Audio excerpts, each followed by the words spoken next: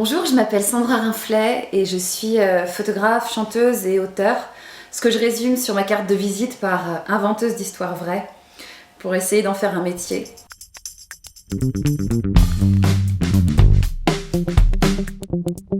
Parce qu'en fait ça se ressemble tout ça, c'est changer d'outil, changer de support pour raconter le réel.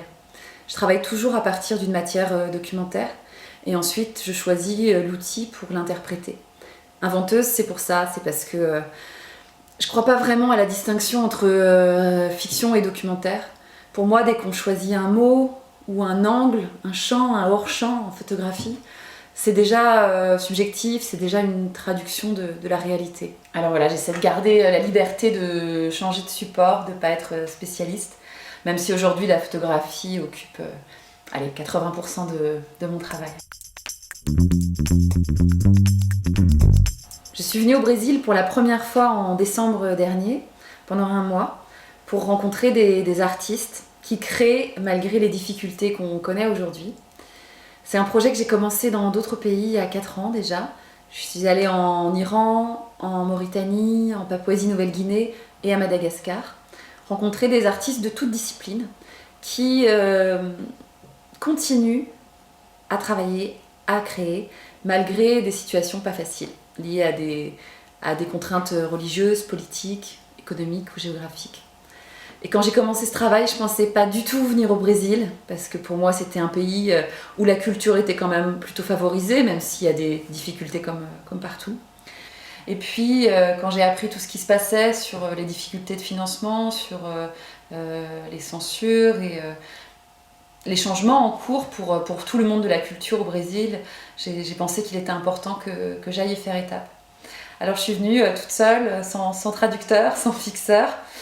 Et pourtant tout le monde m'a ouvert la porte, j'ai vraiment senti cette envie chez les artistes d'être vus et de témoigner de leur situation. J'ai réalisé une quinzaine de portraits, mis en scène pareil pour montrer la place qu'ils occupent dans ce paysage et dans ce nouveau contexte. L'idée c'est de montrer que c'est possible quand même de continuer, que c'est possible de créer et que c'est même peut-être parce que c'est compliqué que c'est plus important et plus nécessaire qu'avant. Un mois, c'est beaucoup trop court pour parler de la complexité, de la richesse de ce pays qui est vraiment un pays immense et un pays mosaïque. Du coup, j'espère vraiment y revenir pour continuer ce travail et puis pour présenter cette série que j'ai déjà exposée et publiée en France. Mais pour moi, c'est important que ce projet existe dans chacun des pays où il est né, où il a grandi. Mais je ne sais pas quand je vais pouvoir revenir, puisque vous connaissez la situation actuelle.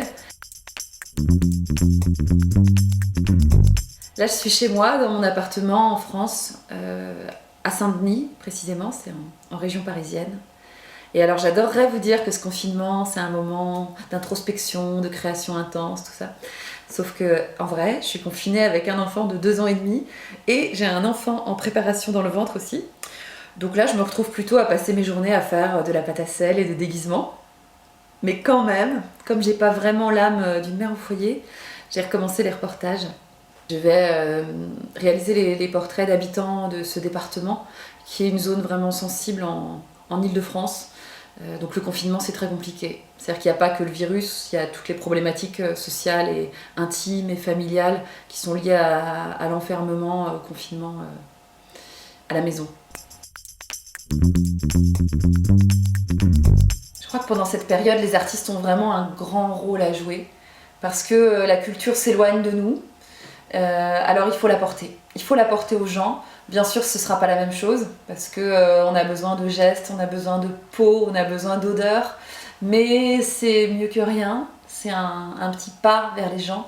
Si on laisse juste le monde face à quelque chose de très cartésien, à l'actualité, c'est la fin de l'imaginaire, c'est la fin de l'espoir, quoi. Même si c'est difficile et même si on a aussi le droit de se laisser cette période pour l'ennui. L'ennui, c'est le terreau de la création, donc il en sortira quelque chose, c'est sûr.